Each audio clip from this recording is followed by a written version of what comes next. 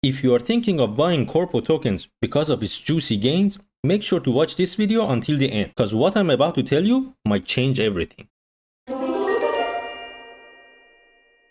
Hello everyone, in this video I want to look at Qorpo World project, not because it has pumped so much and made a couple of X's, but because one of you viewers mentioned it. So thank you for helping me make my videos, and comment below if you are eyeing another crypto game. Also, before I start, for full transparency, I do not own any Qorpo tokens or NFTs from any of their collections, even the previous ones. Wink wink. Now let me share my opinion with you. What is Qorpo World? As they say themselves, they are a gaming ecosystem and also a AAA game development studio, since they have 3 games under development and 2 discontinued.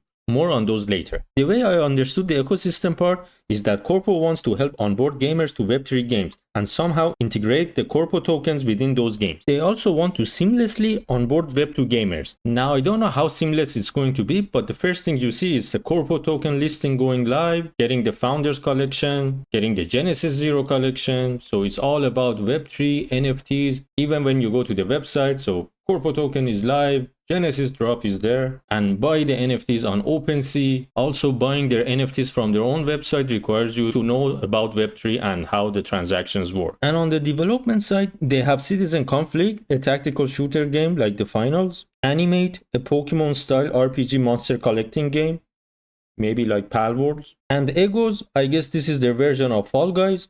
So basically all original games. I mean, can you even tell the difference between these games?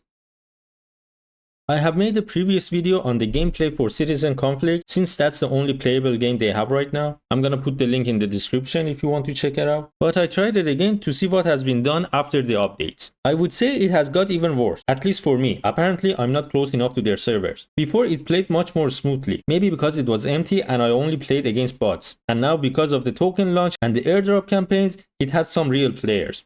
Although you still get bots on your team, but at least some real players are there. I'm not going to talk about how the game is in this video. You can try it yourself, but at its current state, it's not a AAA game, a double B at best. Now let's focus on the hype, the Qorpo token itself. Reading the 8 utilities they mentioned on their website, I must say, some were good, like the burn system they will have from the revenue, or the burn for the players wanting to mint a new NFT they obtained from the games. There were also some vague and cliche utilities that are not very convincing why it would benefit the token or the token holder. For example, rewarding players with the token. And please note, all of these are future promises. In crypto, everything is subject to change, contrary to how blockchain works. Why do I say that? Because the team has already launched 2 other projects, a cyber trade game and a trade race manager game. As you can see, the IOI token has also pumped very well last bull run, but ever since it has dropped significantly. Its Twitter account is acting as a retweeting machine for the Egos game, but let's hope this game will bring utility to the IOI token. They also had a cyber trade game, which was supposed to be an action racing whatever game that they had planned, but now is changed to Citizen Conflict. And for both of these games, they have sold NFTs that people are left just holding them. Hope to see a use case for all of these also. It seems they only had an artist for vehicle modeling. Another change was the launch of their Ccash token on a few launch pads, but it never happened because they can still observe the outcomes of the 2020 and 2021 tokenomics, where economies based on single or dual tokens were supported by just one game IP.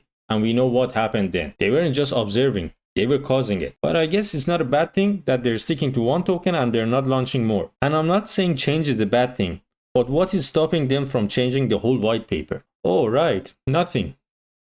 And why is the Qorpo token only launched on Ethereum? Didn't they observe the gas fees last cycle? Their ecosystem is already supporting BNB and Polygon. So what's stopping them? I bet they will come with an announcement and saying we heard the community and we somehow after hard work launched on BNB and Polygon. Now you can buy the token there. And just so you know, some of the games they have listed on their website have stopped operating already.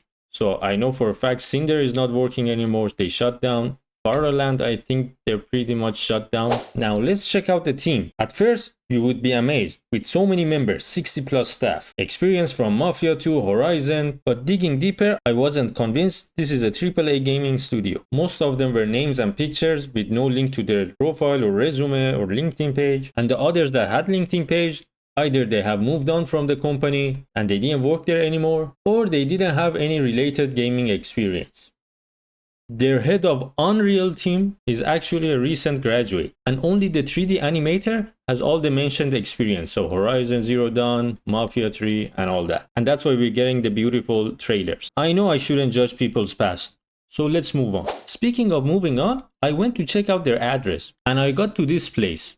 Didn't seem like a business area. So I searched for another company that has a similar address in Dubai, and I came across this address. Clicking on this takes you exactly to the same place. So I wouldn't be renting cars from these guys also. I must be doing something wrong. Why would they put a wrong fake address? Checking other pages on their website, you will find other addresses. Even using the Wayback Machine, you find a third different address for Dubai. They keep changing the address in Dubai, and they're not even based in Dubai. Now let's wrap this video before I go checking in their closets too. In my opinion, this project is overhyped for the stage that it is in right now. We are betting on a newborn to become a doctor. Subscribe if you want to hear more analogies like this. Although it's good of them to have a playable demo game out already, which puts them ahead of 90% of the Web3 gaming project, but they still have a long way to go. I mean, you can't even buy the battle pass with their own token yet. I hope this time they don't abandon the game and continue to build the games that they promised. Even the Citizen Conflict logo seems to be a copy of Robocop OCP. Come on. Thanks for watching, and please comment what you think of this game, especially if you have played it. And before you leave, please know that my opinions are not very popular and mostly don't like to hear it. So if you find this content useful,